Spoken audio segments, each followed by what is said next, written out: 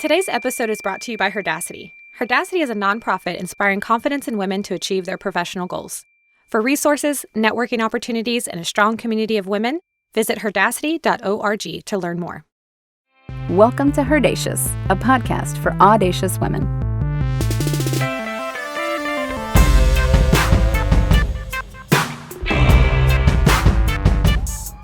Welcome back to HERdacious, the podcast for audacious women looking to make some career moves. And HERdacious is here to help you in that. My name's Lorelei, the happy host of this show. And today, we're going to be talking about feminist management and leadership.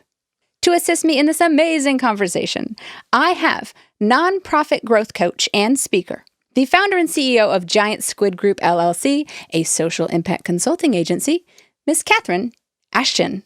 Thank you for having me. I'm so excited to be here on HERdacious today. I'm really excited to have you here today because this is going to be a wonderful feminist conversation. We're digging back to our 20s roots, our college days, chaining ourselves to the door. No, we're a little more grown up than that, but I definitely am excited to talk feminism. I don't get to do it enough. Yes, we don't get to do it enough. Feminist management and leadership. What is a feminist perspective, Kat? Just help us out with launching this conversation.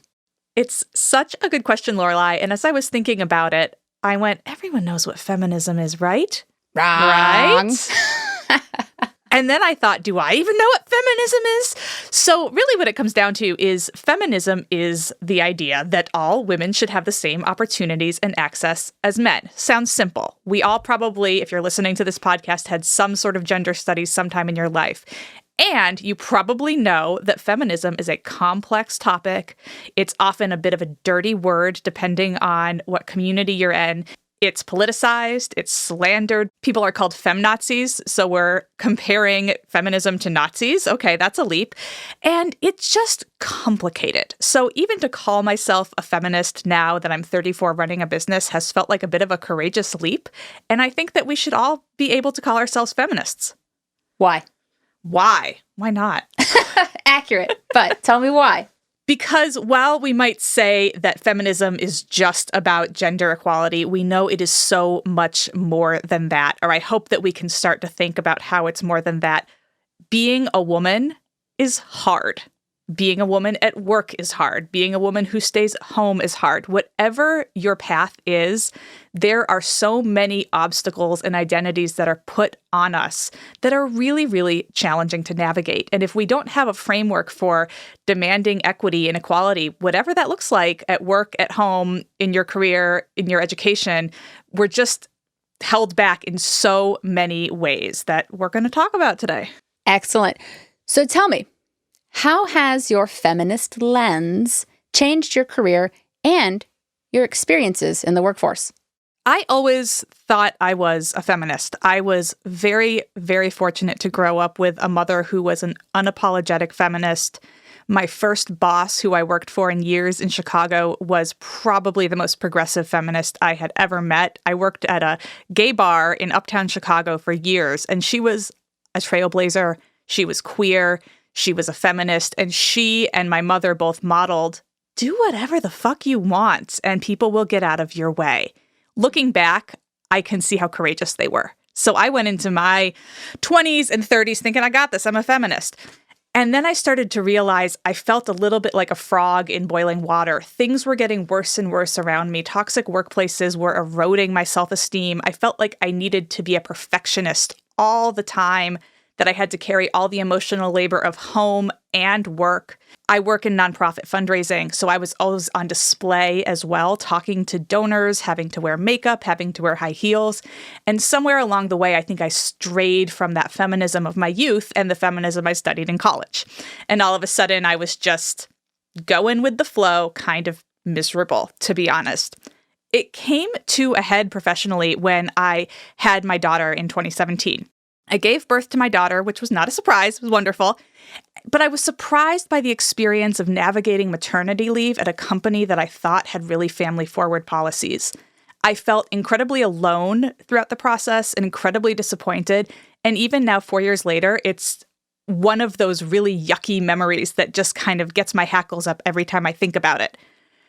Everything I had experienced up until that point and navigating the maternity leave and stepping into this pretty seismically different role of motherhood brought it all together. So in what might have been brilliance, might have been just lack of sleep, I started a company. Oh, okay. So that's really how it's changed my career is I threw it all out the window and started a company with a 2-month-old. To circle back on your prior work experience before you became an entrepreneur, when you were talking about maternity leave, I hear from you that they had a culture that was okay on the surface.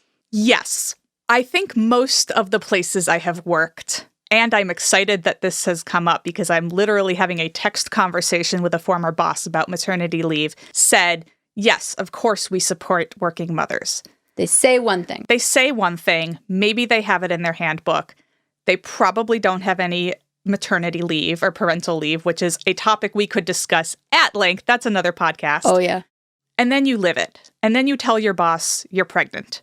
And whether or not you do have a child, I think the navigation of maternity leave for women is just a really, really clear lens of how a lack of feminist leadership impacts us because it's so big. So I told my boss I was pregnant, and I ended up having to navigate the 6 months of being pregnant in the workplace alone. I was expected to completely create a plan for covering my maternity leave. I was told I couldn't hire anyone and that the work would be waiting for me when I came back.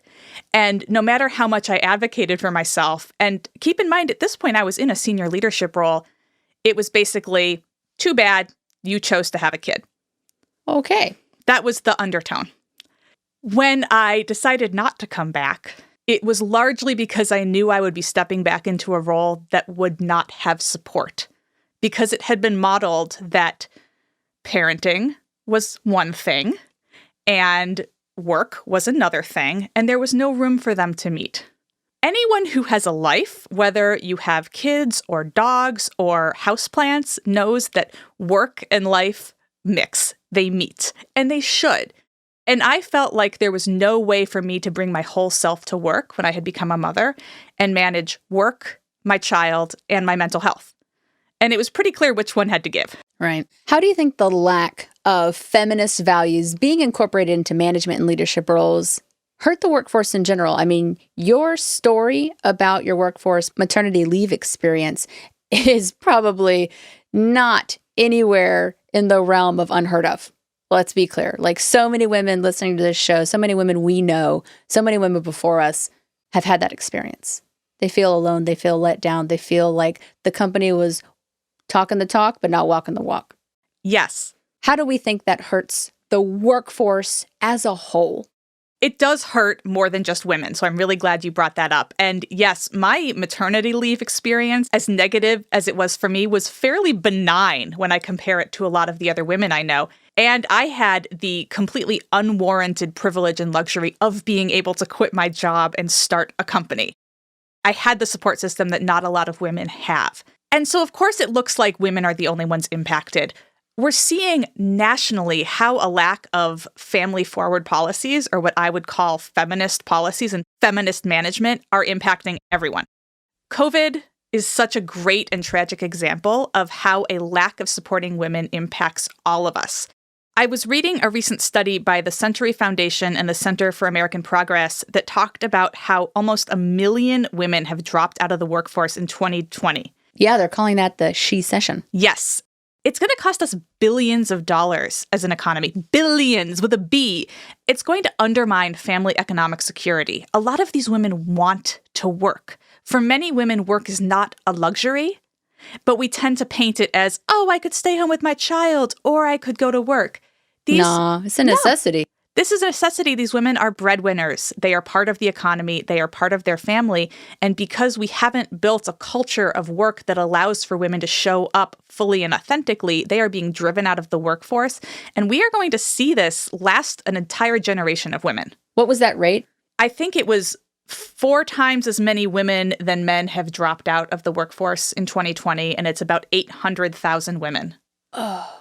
Yes. And of course, unfortunately, many of those women are women of color or women from lower income families who have had to make the choice between taking care of their children or their families or their parents or being able to work, which is a choice that women should be able to make on their own. and not one that is made for them. Right, because the economic consequences are going to be severe. Yes. So when we're talking about the lack of feminist values and the toll it takes on our society as a whole, let's dig in a little bit more. How does that affect maybe our male counterparts? How does that affect our pocketbooks? What I experienced on maternity leave, what I experienced as a woman in the workplace, and I think what we're nationally experiencing impacts men, women, family, friends, all of us. I have heard from so many peers, including men, that they feel like they can't take care of their families because they have to live at work, which is not sustainable. And why does anyone want to live at work? I love my job, and I still like to spend time away from my desk. Right.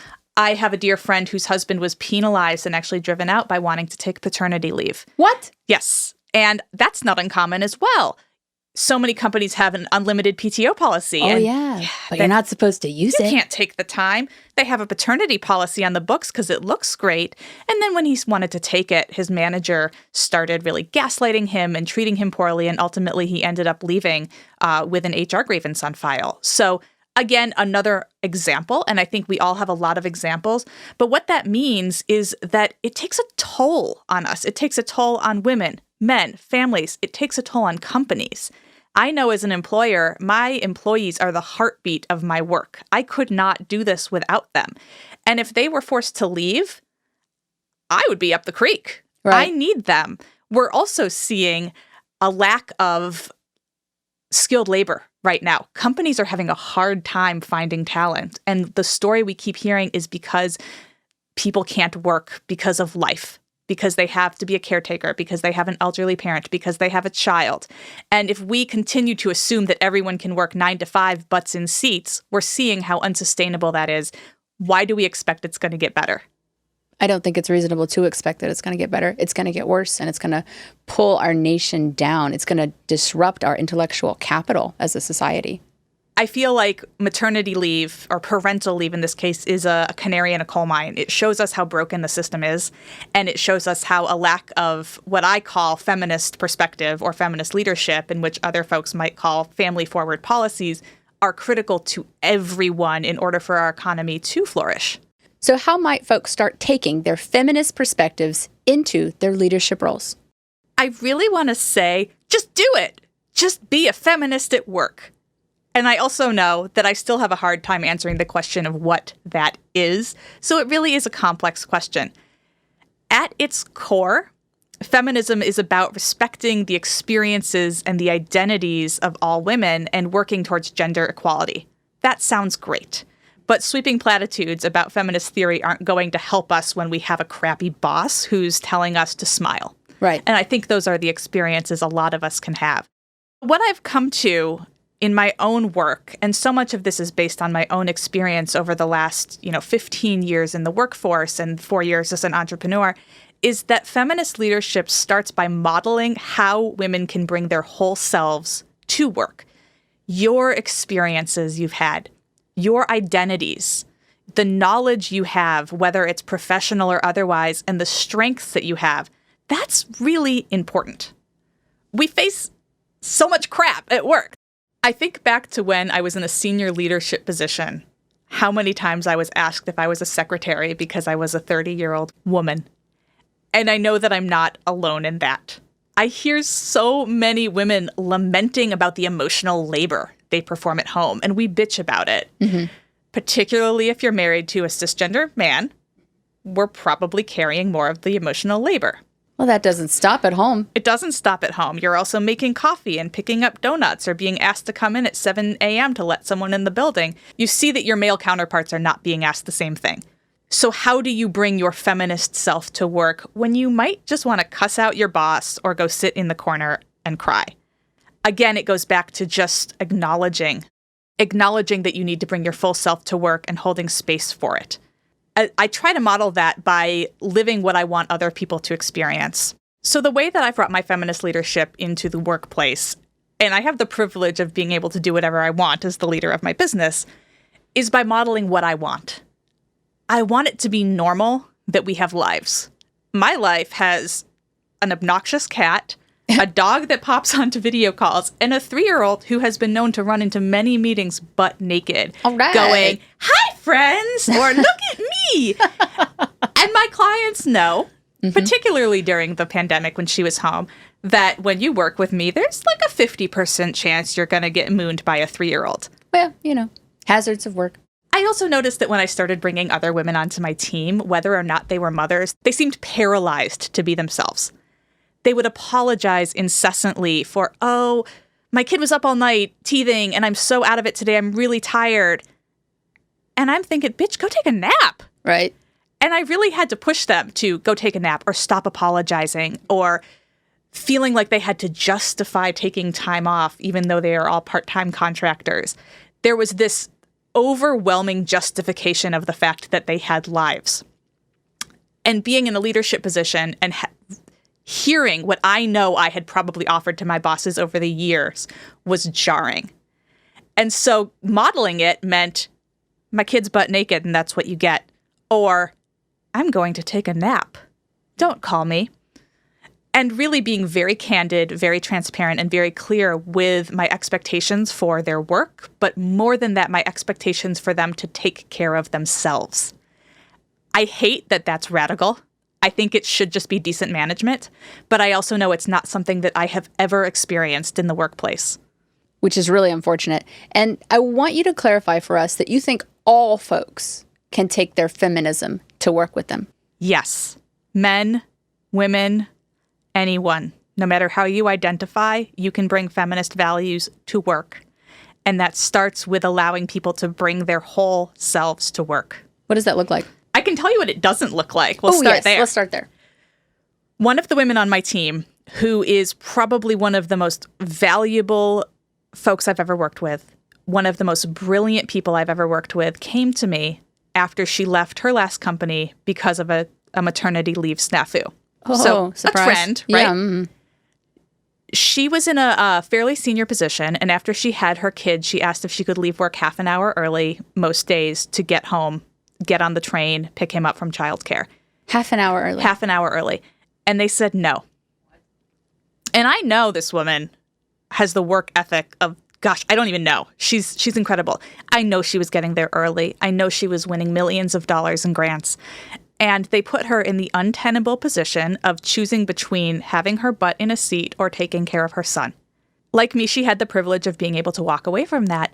And then she called me. And I benefited big time from them fucking her over. Yeah. Pardon my language. But what an example of how a lack of feminist leadership undermines not only the company, but the people that work for it. Mm-hmm. In order to not undermine this show, we're going to take a quick sponsor break. We'll be right back.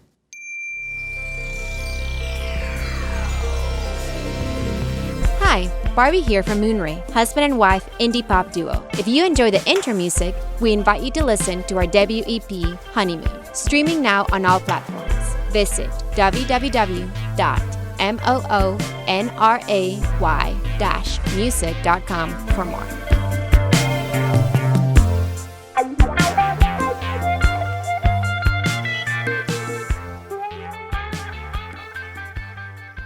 And we're back talking with Cat Ashton about feminist management and leadership.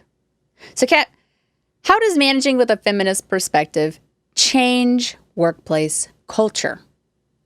Being a feminist manager and leader to me is so inextricably tied to my personal experiences through my career that I can only speak to what I've done to change my culture. But I hope that that can serve as a model for other folks looking to change their culture and bring some feminist leadership and feminist perspective into their work, whether they're a manager or just like a development coordinator like I was when I started on this journey. If we start to think about bringing a feminist perspective into the workplace to change the culture, I think we start to see how family-forward policies that we talked about allow us to bring our whole selves to work. I've said that multiple times, bringing our whole selves to work. Mm-hmm. But what does that mean? Yes. It means you can leave half an hour early because you have a kid. It means you can take time off if a parent dies and you need to take care of them. It means you can take a mental health day and watch Dancing with the Stars if you need to recharge. Mm-hmm. It means that we acknowledge that people are people. Human beings got feelings and challenges. We have feelings. They're messy, they're joyful, they're complicated, and we can't just show up to work and compartmentalize ourselves into a little box and then go home and live our lives. Right. It all sounds really wonderful and radical and like we're all going to have these perfectly balanced lives. But as we talked about, if you don't allow people to live their lives, their work suffers. Yeah. And then the workplace culture suffers. And the bottom line suffers. And the bottom line suffers for sure. And the economy suffers, as we're seeing right now as we come out of the COVID-19 pandemic and folks are struggling to hire. Right, because low retention costs a lot of money for companies. I hate hiring. If nothing else, being a feminist leader means I don't have to hire as many people. And very selfishly, that's a great goal for me. I find it really challenging. It's expensive, like you said. It's incredibly time-consuming. It's incredibly nerve-wracking. And I know I'm not alone in that. I don't ever want to have to hire a bunch of people because I drove out good talent. So if I can create a culture where we're bringing our whole selves to work and I'm able to mentor folks and people are transparent about what's going on in their lives, whether it's I'm having a shitty day and I need to take a beat, or I need more career progression and I need a mentor to help me get there, we all benefit because we're able to work more productively and bring all of our talents to the table. And I'm going to reiterate this because I'm so passionate about it. When we bring our whole selves to work and we create space for that, ideas that might seem really radical, like salary transparency, God forbid we talk about the amount of money we're paid, mentoring, promoting, negotiating for a better pay, negotiating for a better job title, and even getting into really, really challenging topics like equity and anti-racist principles in the workplace, they become a whole lot less scary because they aren't threatening the status quo, they're supporting the whole team. Oh, that's powerful. Good call out. Thank you for that. Do you think there are any downsides to incorporating feminism into our management styles or these workplace cultures? Just playing devil's advocate here. I don't know if there are any downsides per se. None come to mind, but there are certainly very big challenges that I would be foolish to overlook. Like? My biggest challenge has been unlearning really a lifetime of the crap we face. Socialization, yes. God, every time. Every time, right? I mean, for those of us who are high-performing women, I'm a 34-year-old white woman living in the suburbs. I got a lot of identities I have to unpack that are very, very easy to fall back into. Mm-hmm. So unlearning my own internalized misogyny to be the kind of leader and mentor I want has definitely been a challenge for me. Do you got any perfectionism tendencies? Who doesn't? I mean. Yes, I do. I've certainly had to make a concerted effort to learn and to commit to this. This doesn't come naturally. I didn't wake up one morning and say, I'm going to be a great feminist leader, and my team shall adore me, and I shall mentor them. It takes a lot of humility. It takes a lot of falling down. It takes a lot of saying stupid things and admitting it. And so I've really had to look at my own education, looking at leadership programs, reading books, and just striving to be the kind of person and manager I want to be, which is certainly easier said than done, and certainly a luxury that we don't all have if you are in a toxic workplace or you are working to put food on the table. Right. So not many downsides. Not many downsides. Plenty of hurdles. Plenty of hurdles. And on a bigger scale, I think we see how often it's easy to talk about creating culture change. Maybe you have a DEI committee at work or a women's group at work, and we have wonderful conversations about DEI as a buzzword or JEDI as we're calling it now or whatever. That's justice, equity, diversity, and inclusion, for those of y'all not in the know. We're calling it a lot of fun names to avoid having to do the work. Right. Yeah. Talking the talk again, but not walking the walk. Yes. And to walk the walk, it's hard. It's really hard. There's no one size fits all when it comes to managing a team with feminist values, in the same way that there's no one size fits all in terms of being a woman. Yeah. So how do you think people can bring feminist management and leadership into their companies as a value prop? I think that we all have the capacity to bring feminist values to the workplace, whether you are in a leadership position and you can start to really implement family-forward policies, or if you're in a more junior position just trying to figure all of this crap out. Mm-hmm.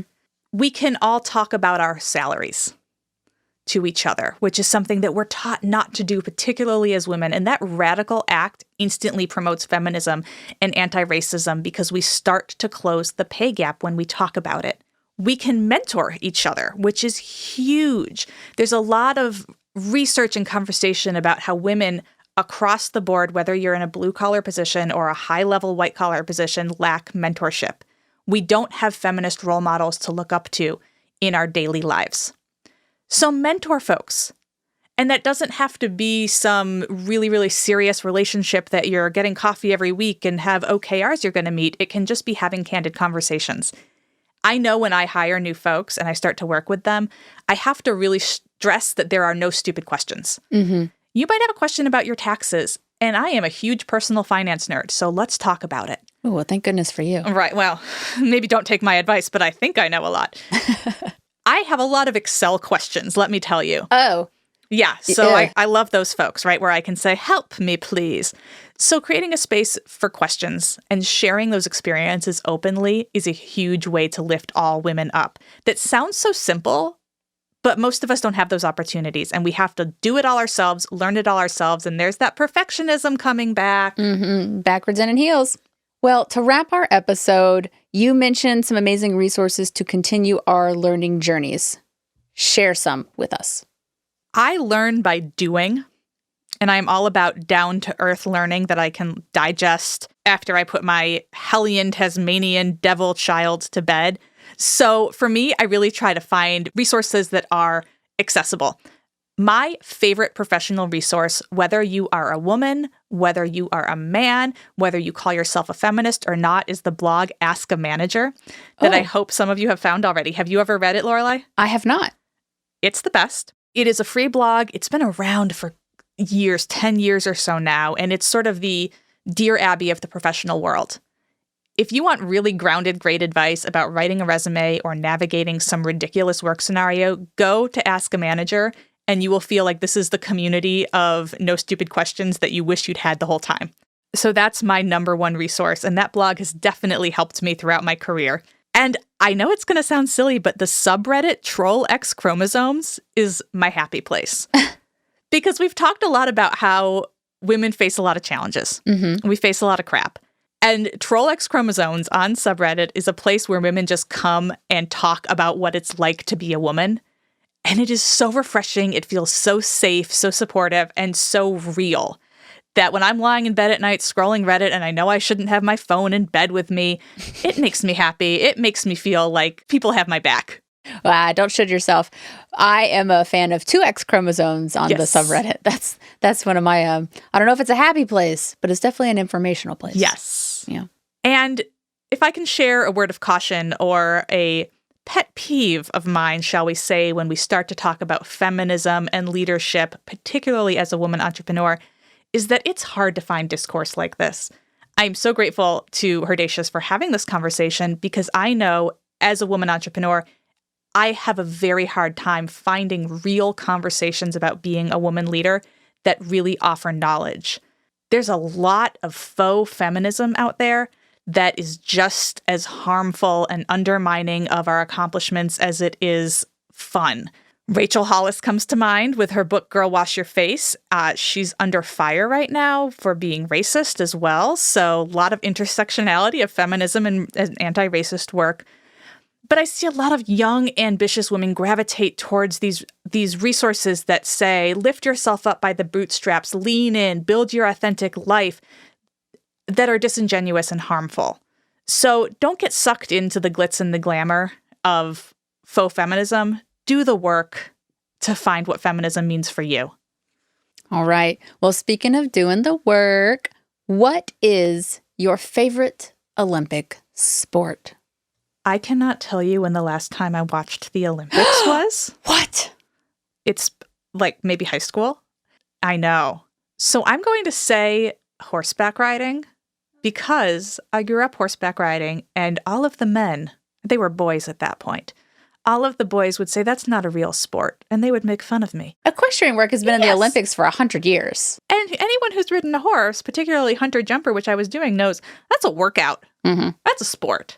Nice. So I'm going to show my ignorance of Olympic sports, but also throw down that equestrian work is a sport. It is. And again, been in the Olympics for 100 years. I have, I don't know if this is stereotypical or not, but I've always been a huge fan of the figure skating and the gymnastics. They get me every time, always so powerful and emotional. Now, whether you're holding your breath as those gymnasts tumble through the air or quickly counting the number of stunts a diver can pull off before hitting the water, there is one thing we all know. The summer 2021 Olympic Games are really trying to show up this year, especially if the Tokyo Organizing Committee has anything to say about it. The officially rescheduled 2020 Summer Olympics, which were postponed last year due to the global pandemic, are slated to start on Friday, July 23rd. I didn't know any of this. This is all brand new to me. Well, then strap in, sister. I got more for you. Every 2 years, the alternating seasons of the Olympic Games find their way to TV screens of millions of people around the world. And without fail, they inspire community amongst sports fans, casual enthusiasts like myself, and country folk alike. But it's worth noting that the signature feeling of community and camaraderie that the Olympics tends to bring out at us has not always been what it is today. So let's hit the rewind button on the Olympic Games and delve into its exclusionary past. The Olympics first originated some 3,000 years ago in ancient Greece and was rumored to have been founded by Hercules, yes, that Hercules, to honor the Greek god Zeus during a religious festival that took place in the city of Olympia. In the history of the Olympics, the 4-year interval, also called an Olympiad, which is why the Games are hosted every 4 years. And to clarify, the world now hosts a Summer Olympics every 4 years and a Winter Olympics every 4 years, which run in alternating 2-year cycles. The Summer Olympics, then like 2 years later, the Winter Olympics and so forth. So there were the sporting events, jam-packed stadiums, the rivalries, the athletes, the community pride, all that jazz. But there was not a single woman in sight. In fact, women were prohibited from not only watching the games, but obviously from competing in them. However, there was a fun loophole to this misogynistic rule.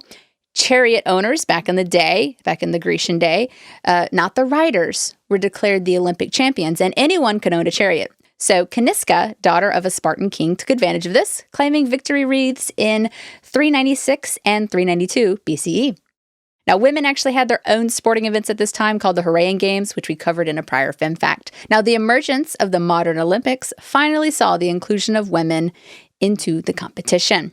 Women first participated in the 1900 Paris Olympic Games.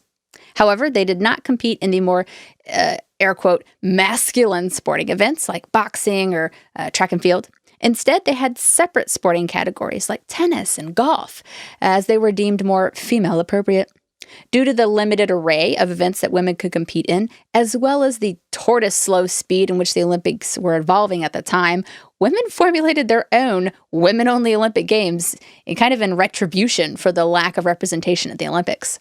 These events were spearheaded by Alice Millate after the International Olympic Committee refused to open a women's track and field event in the 1920 Olympics.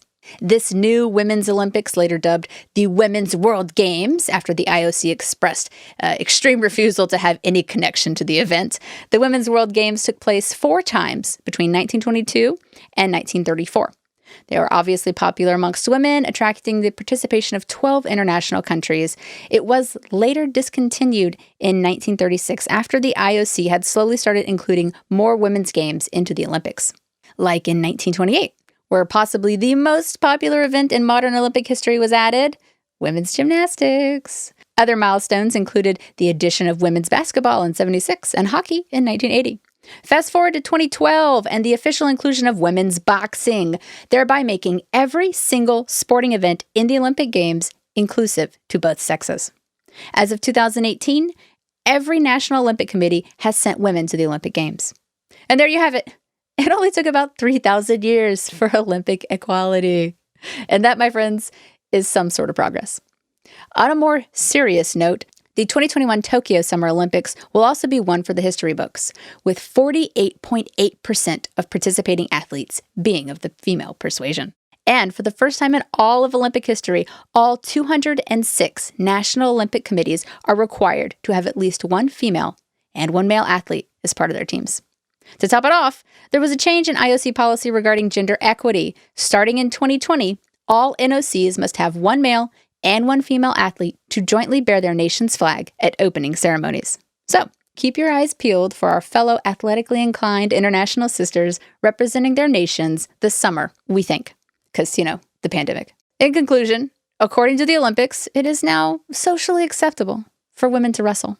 So please, we encourage you, wrestle with the patriarchy every chance you get and take home the gold, just like we'll be doing this summer in Tokyo. Team USA all the way. Cat, it was an absolute pleasure to have you today. Thank you for talking feminist management and leadership with us.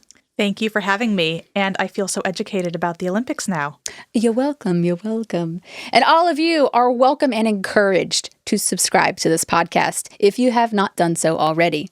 I also would ask that you share it with a friend or a sister or a mother or a brother. I really don't care. Share it with people who you think might benefit from getting a little bit of career support on their professional journeys. Until next time, my name's Lorelei. This was HERdacious's. Go for the gold, y'all.